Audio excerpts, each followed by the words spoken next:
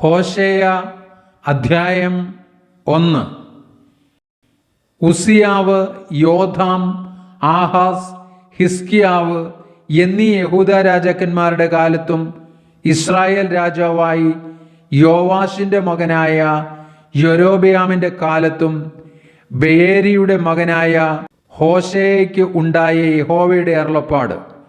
യഹോവ ഹോശേയ മുഖാന്തരം സംസാരിച്ചു തുടങ്ങിയപ്പോൾ യഹോവ ഹോശേയയോട്, നീ ചെന്ന് പരസംഗം ചെയ്യുന്ന ഒരു ഭാര്യയെയും പരസംഗത്തിൽ ജനിച്ച മക്കളെയും എടുക്ക.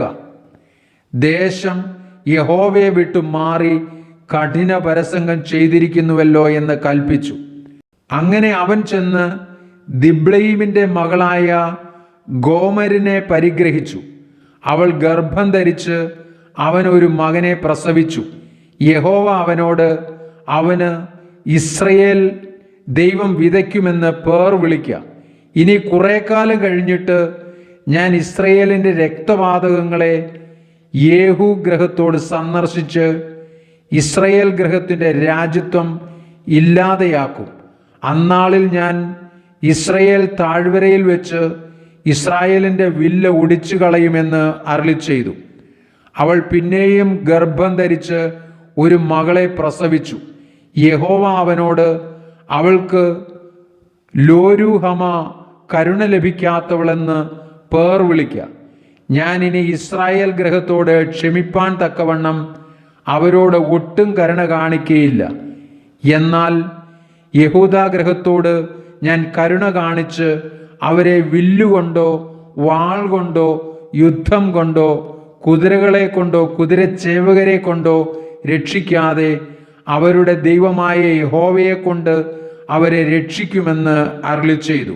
അവൾ ലോരുഹമായെ മുലകുടി മാറ്റിയ ശേഷം ഗർഭം ധരിച്ച് ഒരു മകനെ പ്രസവിച്ചു. അപ്പോൾ യഹോവ, അവന് ലോ അമ്മി, എൻ്റെ ജനമല്ല എന്ന് പേർ വിളിക്ക. നിങ്ങൾ എൻ്റെ ജനമല്ല, ഞാൻ നിങ്ങൾക്ക് ദൈവമായിരിക്കുകയുമില്ല എന്ന് അരുളിച്ചെയ്തു. എങ്കിലും ഇസ്രായേൽ മക്കളുടെ സംഖ്യ അളക്കുവാനും എണ്ണുവാനും കഴിയാത്ത കടൽക്കരയിലെ പൂഴി പോലെ ഇരിക്കും. നിങ്ങൾ എൻ്റെ ജനമല്ല എന്ന് അവരോട് അരുളിച്ചെയ്തതിനു പകരം നിങ്ങൾ ജീവനുള്ള ദൈവത്തിൻ്റെ മക്കളെന്ന് അവരോട് പറയും.